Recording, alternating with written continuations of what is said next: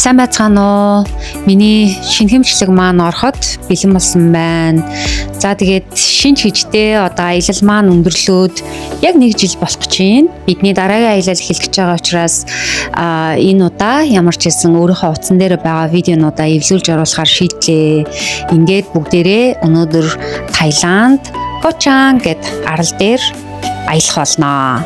Энэ аялал үнэхээр гоё аялал байсан. Хамтдаа аяллаа эхлүүлье.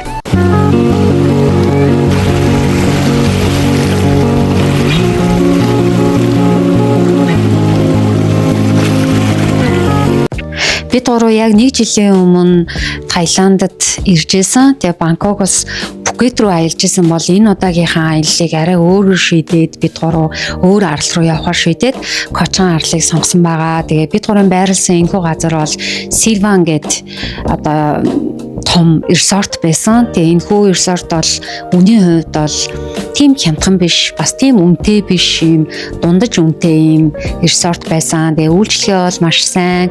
Дээр нь ер нь яг гэр бүлийн гишүүдэд зориулсан юм шиг одоо гэр бүлээрээ аялж байгаа улсууд ийшээ очивол илүү гоё тогтой тухтай юм шиг надад санагдчихсэн. Тэгээ бүх үйлчлэгээ нь бол үнэхээр супер гоё таалагдсан. Бид гурвын амарч байгаа энэхүү resort бол маш олон давуу талтай байсан. Хамгийн нэгдүгürt нь бол энэхүү resort маань яг далайн эрэг дээр байрладаг. Тэгээ хоёрдугаарт нь бол нам гүм маш гоё орчинтой. Тэгээд орой ингээд тэгээд тасраал ирэхлээр нөгөө ойн чимээнүүд сонсогдоод нэг тийм жаргалын гоё мэдрэмж бол өдрөө болгон авч яасан. Тэгээ 3 дугаарт нь бол хоол маш сайтай. Өглөөний хоол нэг тустай газар идэн, орой хоолоо болохоор ресторанда орж иддэг. За тэгээд дээрэс нь энэхүү resort маань яг тэр Ko Chang гэдэг энэ арлаасаа нэлээд зайтай байдаг. Нэг 40 минут саяны суудсан байсан шиг машин бидрийг тосч аваад тэгээд ерөнхийдөө нэг 40 минут орчим яваад энэхүү resort дээр очиж исэн. Тэгэхээр яг нөгөө нэг Ko Chang-ы яг төв хэсэгтээ бол мэдээж маш олон одоо resort зочид буудлууд байгаа. Тэгээд тэндээ бол жинхэнэ нөгөө нэг шоу зингийн жинхэнэ нөгөө төм түжигдэх газар нь болохоор яг төв хэсэг нь бидний байрлаж байгаа хэсэг бол арай өөр нэг гэр бүлийн улсуудад зориулсан ийм resort байсан болохоор маш их таалагдж байсан.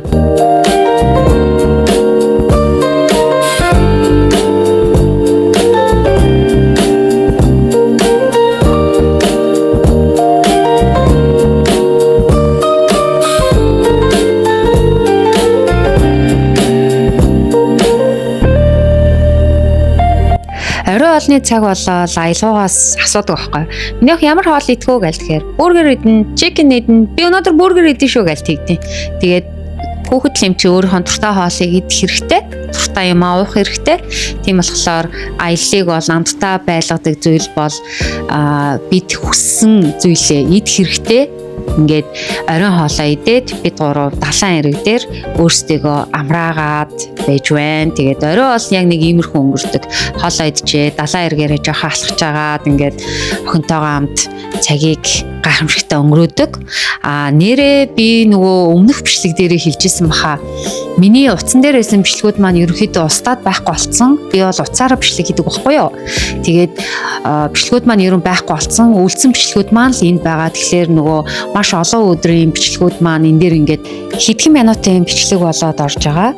Гэлээч гэсэндээ хамаагүй өөртөө дурсамж болгоод энэхүү бичлэгийг аваад үлдчихэж байгаа. Би одоо дахиад яг энэ насан дээрээ дахиад ирж чадахгүй. Тийм болохоор энэ насаа охиныхоо яг энэ мөчийг бас яг энэ газрыг яг энд байгаагаар нь авч үлдэхийн тулд өөртөө байгаа хэдхэн минутын бичлэгийг ч гэсэн ингээд эвлүүлээ сууж байна.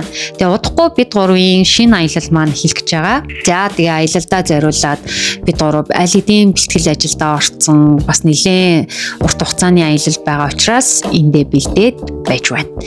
За тэгээ эцэст нь хэлэхэд Таиланд бол үзэх зүйл ихтэй, аялах газар олонтой, түүхэн дурсгалт газрууд зөндөө олон байдаг. Тэгээд монголчууд бол Таиландыг Бангкок, Пхукет ирнэ л боддог.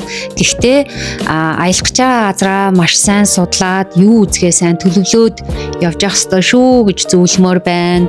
Бид гурав энэ удаагийн маань аялал өндөрлж байна. Тун удахгүй дараагийн бичлэгээрээ Таиландын аль нэг газраас уулзъя. Түр баяртай.